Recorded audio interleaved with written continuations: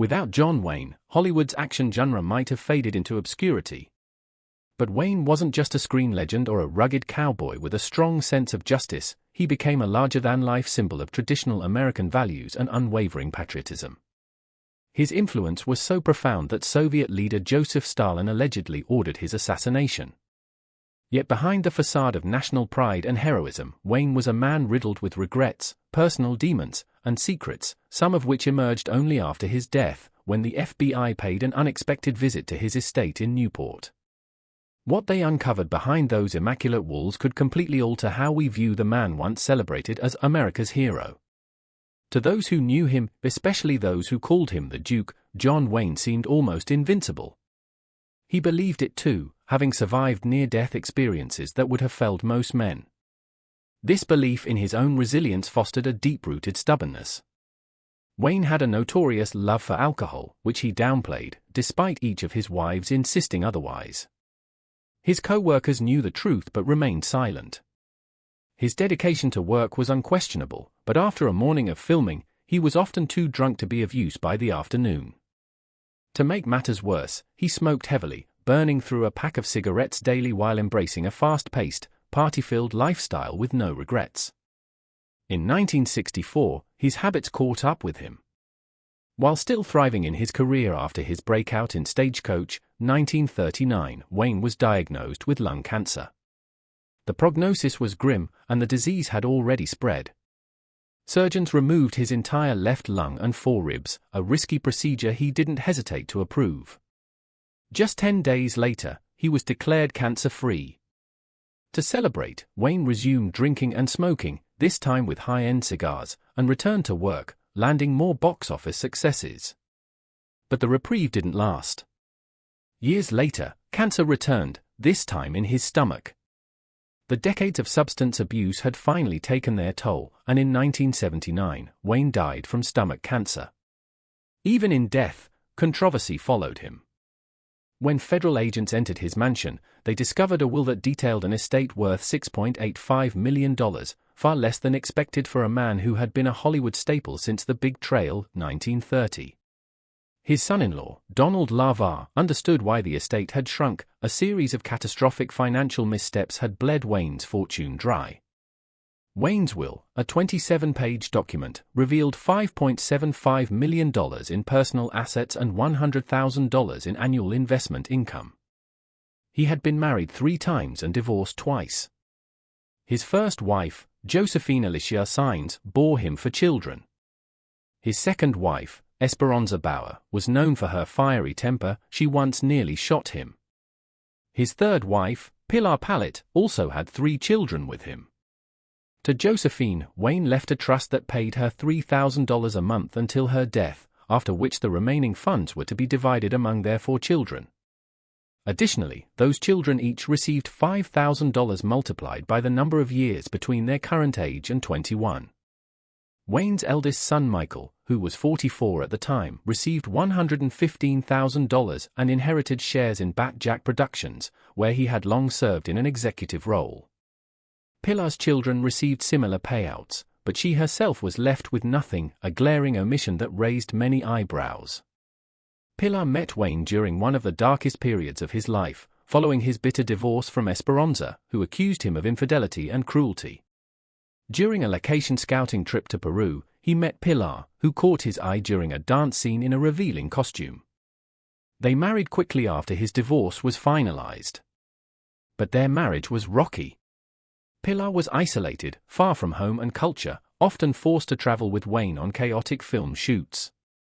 The loneliness and emotional strain eventually drove her to sleeping pills, and one day, overwhelmed by anxiety, she attempted suicide. Though she survived thanks to quick-thinking crew members, Wayne didn't rush her to the hospital. He hired nurses instead and stayed on set. He continued cheating on her, and though Pilar endured more than his previous wives, the relationship eventually fell apart. Though they separated, they never officially divorced. After their separation, Wayne grew close to his secretary, Pat Stacy, who received $30,000 in the will. His first secretary was left $10,000. Pilar, however, received nothing, leading some to speculate that a private agreement might have existed.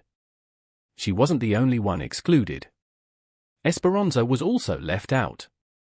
Following their divorce, she fell into heavy drinking and died in a hotel room in Mexico at the age of 40.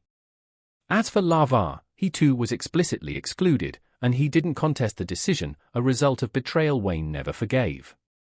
Wayne's affairs were no secret, and one of the most notorious was with Marlene Dietrich.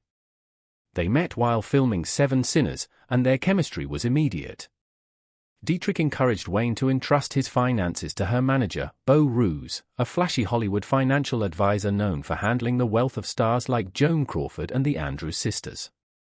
Wayne, trusting both Dietrich and Roos, believed his fortune was in good hands. But things soon took a turn. One of Bo's investments triggered a flurry of bounce checks and foreclosure threats. Wayne confronted him, and Bo swore to fix everything. But the losses only grew. $700,000 disappeared in a failed Panama project, followed by another $1 million. Wayne didn't grasp the full extent of the damage until he and Pilar tried to charge a $3,500 bill at Saks Fifth Avenue. Saks had to send a notice. Bo hadn't paid. Furious, Wayne had his secretary Mary St. John investigate. When she reviewed his portfolio, she was stunned to find the accounts nearly empty. Wayne confronted Bo, who eventually admitted the money was gone. When pressed for details, Bo stalled. Weeks passed before he revealed the numbers. Wayne's wealth had evaporated. Though furious, Wayne hesitated to sue, fearing public embarrassment over his own financial negligence, and besides, Bo was broke. Wayne fought to rebuild. He accepted every role he could and threw himself into work. It helped restore some of his fortune, but it came at the cost of his marriage to Pilar. Though she received nothing in his will, it's believed a private settlement may have provided for her. No such deal existed with Lavar. After Bo's disaster, Wayne had turned to Lavar to manage his investments, only to be betrayed again. In 1965, after spending $30,000 at a Dallas store, Wayne learned from Lavar that he couldn't afford it. Lavar had sunk Wayne's money into failed real estate and oil ventures.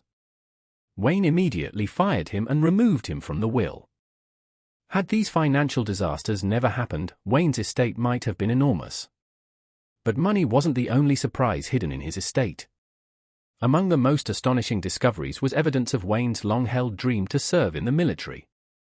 He had applied to the U.S. Naval Academy as a young man, but poor grades kept him out.